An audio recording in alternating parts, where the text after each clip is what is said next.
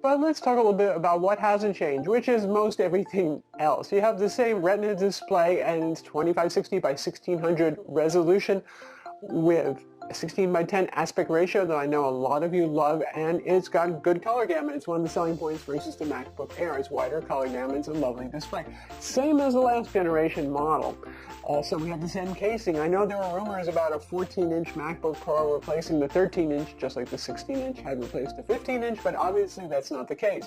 Rumors of mini LED displays, well, not yet. Maybe next year. Who knows what's going on, or if that was just pie in the sky dreaming. We don't know about that. You've got Wi-Fi 5 on board with Bluetooth 5 and a 720p FaceTime HD camera, same as last generation. So we're not for the whole butterfly keyboard canoodle that people were avoiding or thinking about. The weight is, as it ever was, 3.1 pounds, which is 1.4 kilograms.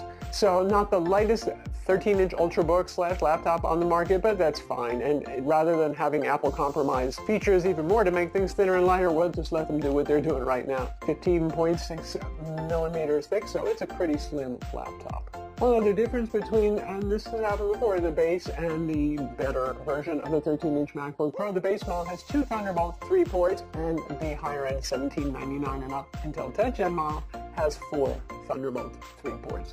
They both have a headphone jack, yay that, and yeah, that's it for ports. Speaking of SSDs, the base model, the $1299 model, has a 256 gig SSD, so that's kind of product.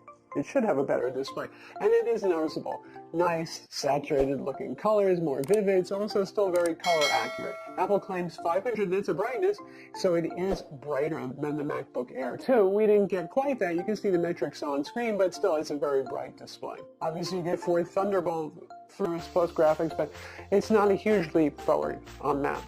It does have 2 fans inside to control heat. So what I'm going to talk about, because this is really pretty much a known quantity laptop other than, well, the change to the keyboard, which is a good thing, and yes, I like 3 ports, so that's a lot of connectivity going on there versus the MacBook Air as well.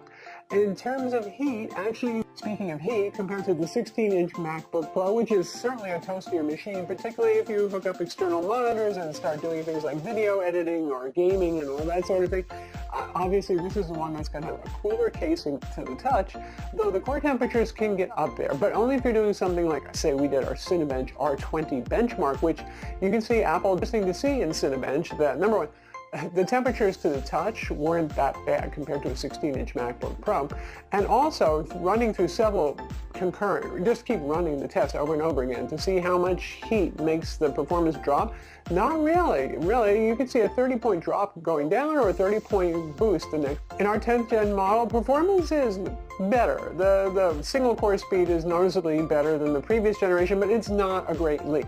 Again, were it not for the butterfly keyboard, I don't think anybody would be upgrading from the last gen charger. Apple's typical kind of white, shiny, square design, pretty portable. Be sure to subscribe to our YouTube channel for more cool tech videos, and do hit the notification bell so you know about them too.